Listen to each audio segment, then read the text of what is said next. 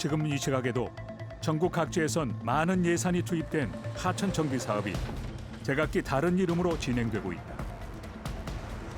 최소한의 훼손을 약속하고 친환경 공법을 공언하지만 실상은 획일화된 하천 구조를 만들어 생태계 단절만 부추기는 상황.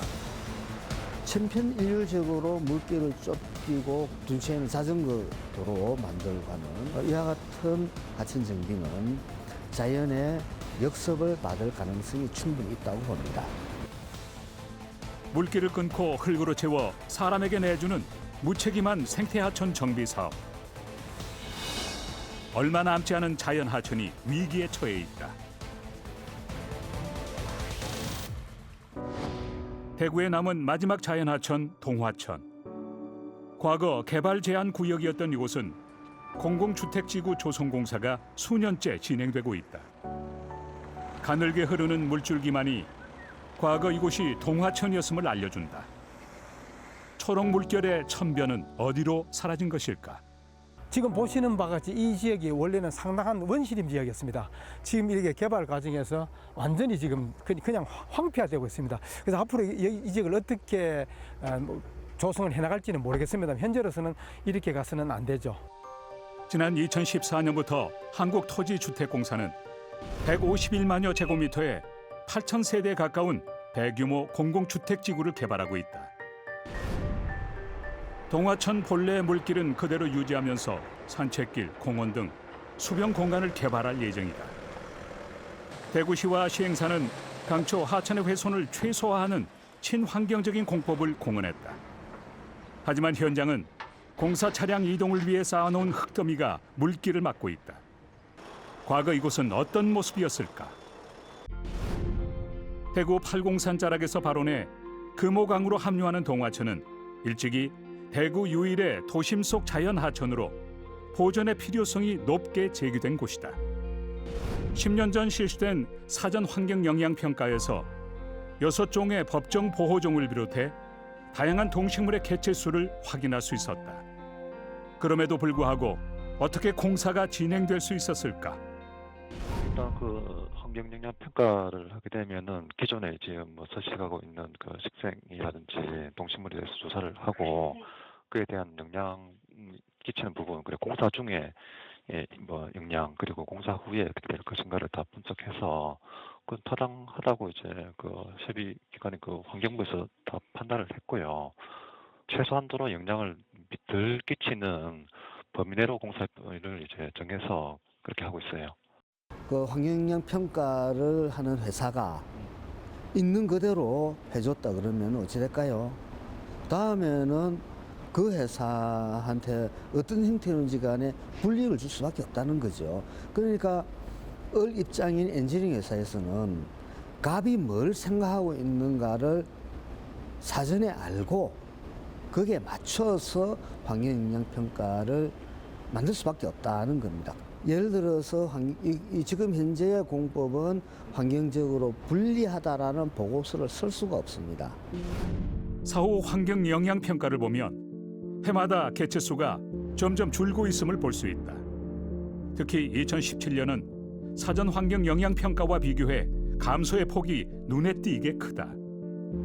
법정 보호종도 6종에서 2종으로 줄었지만 조사기관은 몇 년째 생태계에 미치는 영향은 미미하다고 보고 있다. 공사를 하게 되면 이제 공사 중 일시적으로는 동물이라든지 그 서식지를 활동 범위가 이제 그 부분에 이제 다른 쪽으로 이제 옮겨간다든지 그런 부분은 아니겠어요. 그렇기 때문에 다시 그 원 상태로 거의 복원시키는 쪽으로 지금 사업을 진행 중에 있으니까 어느 정도는 다 회복이 될 거라고 그렇게 생각하고 있습니다. 전문가들은 한번 교란된 생태계를 복구하는 것은 결코 쉬운 일이 아니라고 말한다. 동화천은 공사 차량이 다닐 길을 내느라 뒤틀리고 좁아졌다. 곳곳이 아스팔트 포장도로와 다져진 모래바닥으로 변해 마치 거대한 공사장처럼 보인다. 현재 공사 방법들을 보면 원래 하천이 가지고 있던 자연스러운 모습을 전혀 남기지 않는다 하는 거죠. 그래서 그러면서 굳이 공사를 하지 않아도 되는 그런 부분까지 다 한꺼번에 공사를 해버리는 이런 게 이제 가장 큰 문제인데, 그렇게 되면 그 원래 거기에 살고 있던 생물들이 피했다가 다시 와서 살 수 있는 여유를 줘야 되는데 지금은 전혀 그런 여유가 없게 공사를 합니다. 더 큰 문제는 공사와 함께 진행되는 치수 목적의 제방 사업이다. 대부분의 하천 구간에 급경사의 제방을 쌓으면서 생태계를 단절시키고 있다. 저런 그 직각의 제방이 아주 좋지 않은 겁니다. 그래서 이제 연결성을 없애버리는 거죠. 생태계 연결성.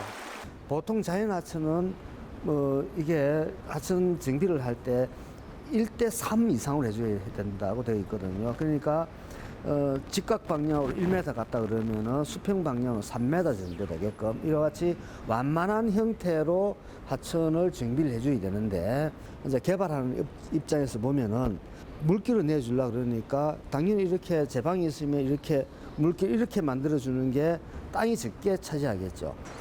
하천 선진국인 유럽에서는 쌓았던 도를 걷어내고 자연 호환으로 돌려주는 추세인데 잘못된 관행을 그대로 반복하고 있다는 지적이다.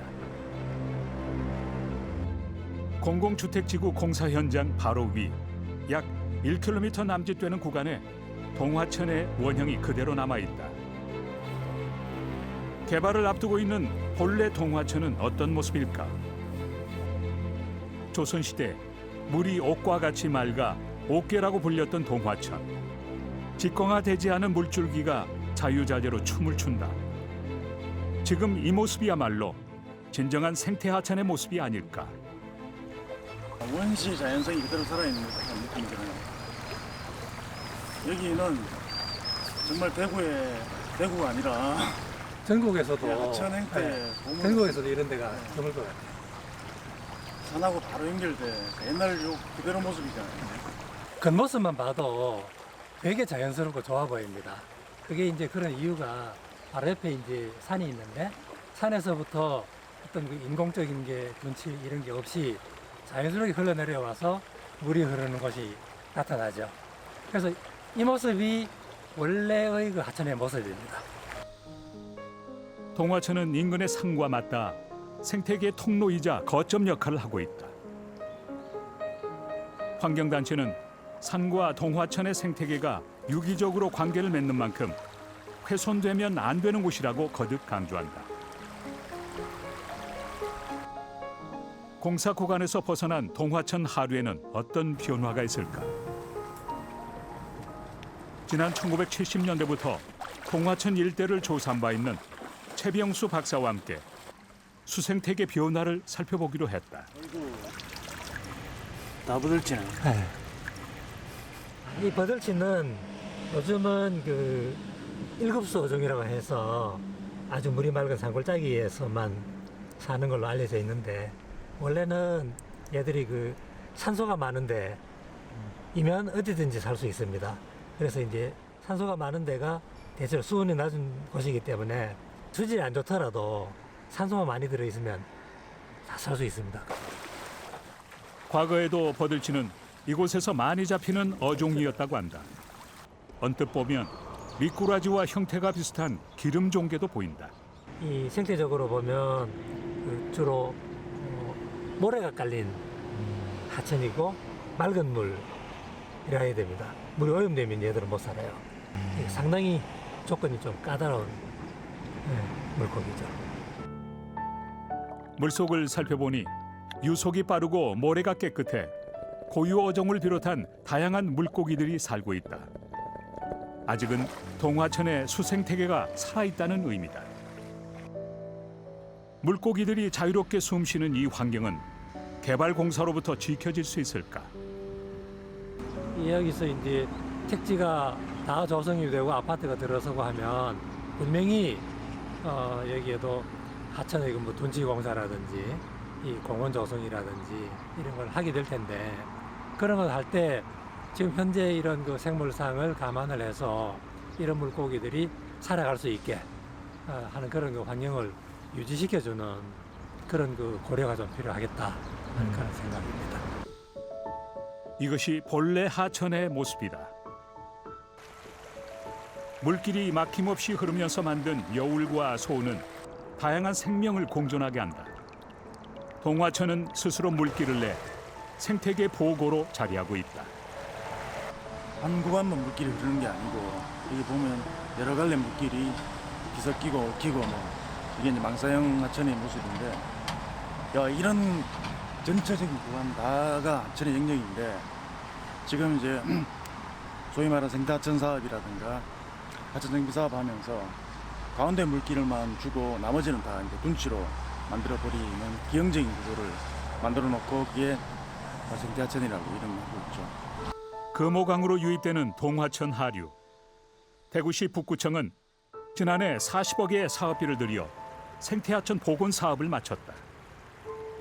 지자체는 지역 주민들에게 휴식 공간과 생태학습장을 제공하기 위해서란다. 환경단체는 이 사업에 문제가 있다고 말한다. 지금 여기 보시는 것처럼 하천이 평평하지 않습니까? 바닥이. 어떤 데는 얕고 어떤 데는 깊어야 되고 하는 그런 환경이라야 되는데 여기는 일률적으로 하천의 깊이가 다 똑같습니다. 가장자리나 가운데나. 이런 환경이 되면 어류들이 다양한 종류가 붙어 살 수가 없게 되죠. 그래서 특정한 종들만 거기에 적응하는 종들만 살 수 있는 환경만 되는 거죠. 온갖 수생식물과 습지식물이 살고 또 그것을 먹기 위해 모여든 철새들이 공존하는 동화천. 신비로운 이야기를 담고 있는 듯한 이 모습은 돈으로 살 수 없는 가치임이 분명하다. 개발 이익을 우선시해 자칫 보존해야 할 자연 하천을 훼손하는 것은 아닌지 돌아볼 필요가 있다. 거기가 이런 식으로 변해버리면 아까 보셨던 그 버들치 같은 어류가 가장 먼저 없어질 수가 있고 그리고 기름종개, 그 예쁜 기름종개가 당연히 없어지게 됩니다. 그래서 그 하천을 바닥을 손을 대면 자정작용이 떨어지게 돼요. 그러면 이제 수질 오염이 되고 산소도 많이 못 녹아 들어가게 되고 그래서 산소가 많은 또는 이 바닥에 부착조류가 적은 환경에서 사는 어류들이 가장 먼저 없어지게 되는 거죠. 경상북도 칠곡군 오계산에서 발원해 금호강으로 유입되는 팔거천 역시 일찍부터 하천 정비 사업에 들어갔다. 2014년 생태하천 복원 사업이 마무리되면서 팔거천은 정리가 잘 된 수변 공원으로 탈바꿈했다. 팔거천 고유의 물길은 하천 양옆으로 끊임없이 이어진 산책로와 맞바꾸었다. 4년이 지난 지금 이곳의 수질은 어떨까? 물이 흐르지 못하고 정체된 구간에는 각종 부유물이 뒤섞여 코를 찌르는 악취를 풍긴다.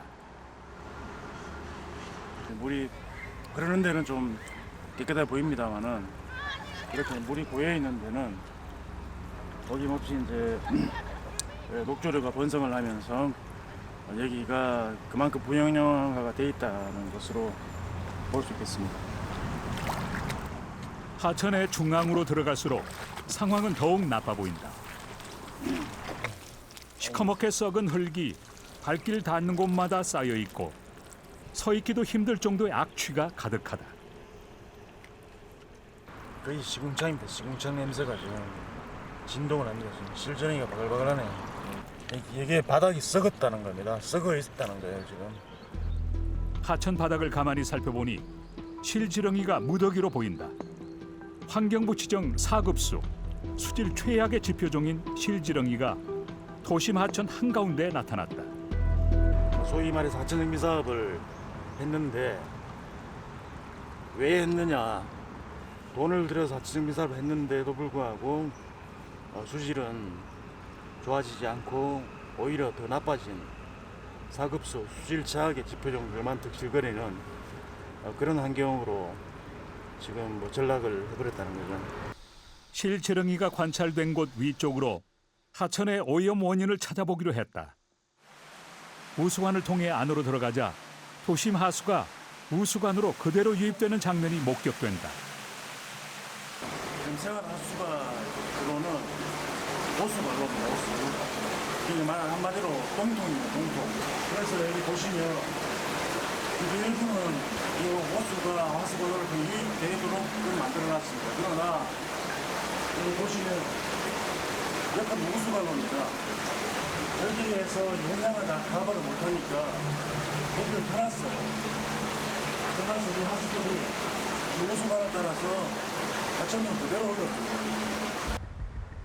밖으로 나와 다시 살펴보니 하수도 물이 팔거천으로 서서히 스며들고 있다. 오염된 이 물질은 그대로 하천 바닥에 쌓일 수밖에 없는 것이다.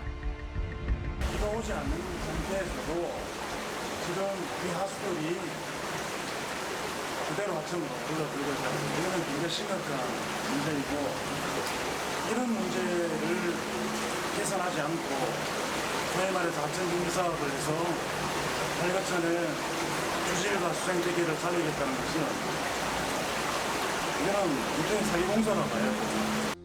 팔거천의 수질 개선을 위해 지역 주민들은 자체적으로 생활폐수 줄이기 운동을 실천하고 있다.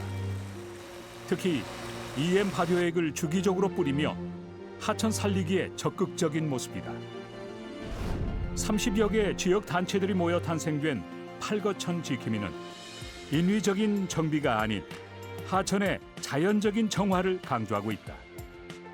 이 생태하천 조성 사업이라고 하는 인위적인 공사가 끝나고 나서 보시면 알겠지만 이렇게 직선 코스로 되면서 제가 보기에는 2, 3년간 일시적으로 급수가 낮아졌다고 생각을 하거든요.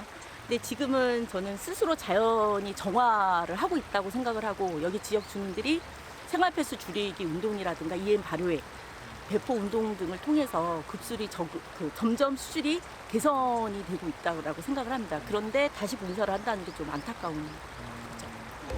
2014년 생태하천 조성 사업이 끝나자마자 2015년부터 재해 예방 사업이라는 이름으로 팔거천 공사는 다시 시작됐다.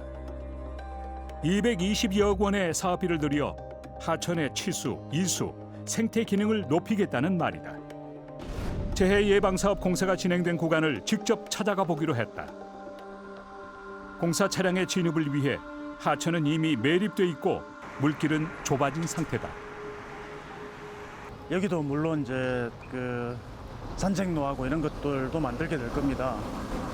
하폭은 줄여놓고 양좌우로 산책로를 만들고 마치 이제 도심 공원처럼 그렇게 만들 것인데 그런 게 재예방 사업이냐 이런 심각한 의무를 하지 않을 수 없습니다. 왜냐하면 재예방이라는 것은 말 그대로 홍수를 예방하겠다는 것이고 홍수를 예방하겠다는 것은 예방하려면 하폭을 유지를 해야 됩니다.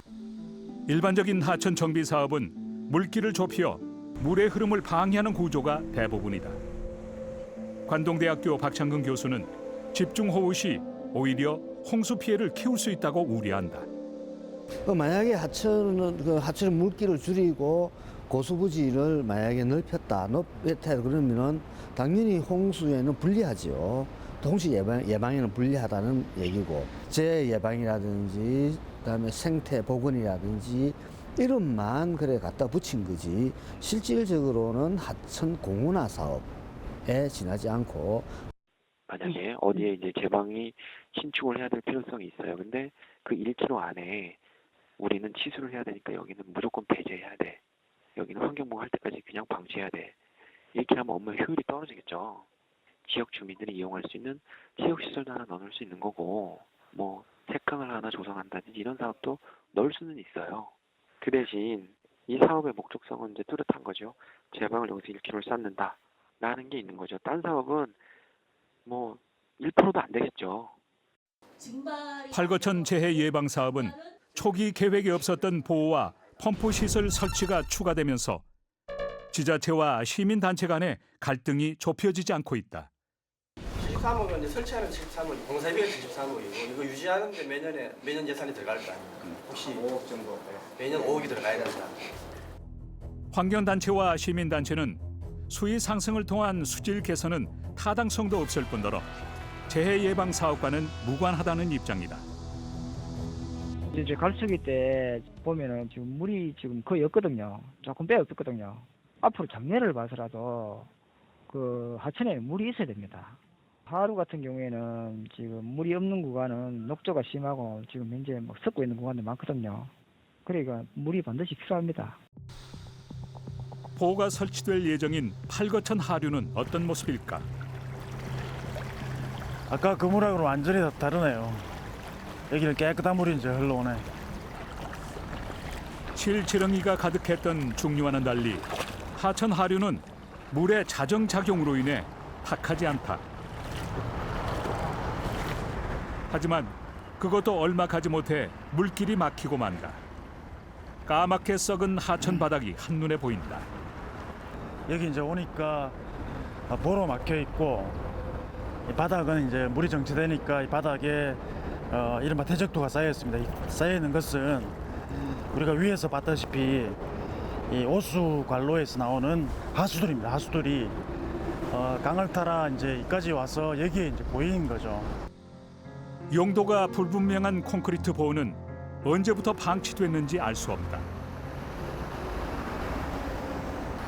보호 가까이 갈수록 오염도가 심각해 보인다.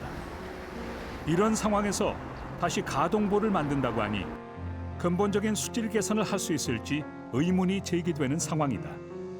범핑을 하면 물을 모아놔야 하기 때문에 보를 만들 수밖에 없고 그렇게 되면 또 여기에서 보는 것처럼 생태계를 다시 단절시키는 그래서 생태적으로 굉장히 문제가 많은 구조를 만들어 버린 것인데 그런 구조를 만들어 놓고 생태계를 살리기 위해서 물을 끌어가지고 상류에 공급한다. 이것은 굉장히 모순적인 사업이라는 것이죠. 올해 초 멸종위기 1급 동물인 수달이 발견되면서 팔거천 재해 예방 공사는 잠정 중단됐다. 전문가들은 수생태계 최상위 포식자인 수달의 서식 환경이 보존된다면 생물 다양성은 더욱 나아질 거라고 말한다. 팔거천을 둘러보는 동안 어렵지 않게 발견되는 수달의 흔적. 공사 전에는 알지 못했을까? 저희는 그전에도 수달을 살았다라고 하는 주민 제보나 민원은 많이 들어왔었는데요. 그때마다 북구청 관계자분들이나 행정 관계자분들은 서식지가 아니라 그냥 통로일 뿐이다라고 말씀을 하셨었거든요. 이거는 얼마 되지도 않은 것 같은데. 배설물을 통해 자기 구역임을 명확히 하고 있는 수달. 공사를 재개한다는 것은 누구를 위한 선택일까? 재예방 사업 같으면은 지금 현재 뚝이 모자라는데 제방뚝을 안 살 수 없잖아요. 제방뚝 안 사면은 홍수 나가지고 그거 뭐 재산하고 인명 피해가 있는데 안 할 수가 없잖아요. 근데 무조건 뭐 수달 나왔다 해가지고 공사를 중지한다 하면은 우리가 그게 더 오히려 큰 거 아닙니까? 하천을 단순히 물길로만 보고 사람 중심의 하천 정비 사업을 하면서 생태계 단절을 불러일으켰다. 하천을 공원화하고 하천 생태계를 무시한 과잉 설비는 자연의 역습을 경고하고 있다. 누구를 위한 하천 사업인지 우리 모두에게 질문할 필요가 있다. 지금 이제 그 전국의 하천에서 벌어지고 있는 지방하천 정비 사업, 그다음에 생태하천 조성 사업 이런 사업들을 예산을 보면요. 대부분 국토부 예산이 들어와 있습니다. 그런데 이제 지금 국토부는 하천을 단순히 물길로만 보는 거죠. 그렇게 볼 때 국토부는 과연 우리나라 하천을 관리할 수 있는 전문성과 책임 있는 주체냐? 저는 절대 아니라고 봅니다. 그래서 하루빨리 이런 식으로 우리나라 하천을 국토부가 관리할 것 같으면 하천 관리에 손을 떼는 것이 옳다. 그래서 저는 그렇게 봅니다. 무분별한 하천 정비 사업으로 인해 훼손을 반복하고 있는 우리의 하천. 생태 하천의 가장 중요한 요소는 다양한 식생을 기반으로 한 건강한 생태계다. 생태계가 살아있는 자연 하천 그대로의 모습을 우리는 반드시 기억해야 한다. 복원 이전에 보존하는 노력이 생태 하천 사업의 기본이 되어야 할 것이다.